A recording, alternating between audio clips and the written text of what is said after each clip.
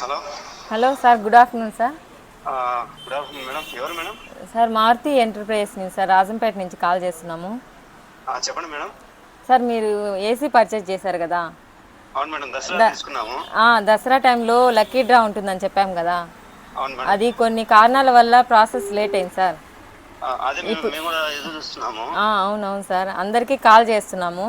బుధవారం సాయంత్రం 4 గంటలకి లక్కీ డ్రా ఉంటుంది సార్, ఖచ్చితంగా రావాలి మీరు. అవునా, వస్తాం మేడం. ఎక్కడ మేడం లక్కీ డ్రా తీసేది?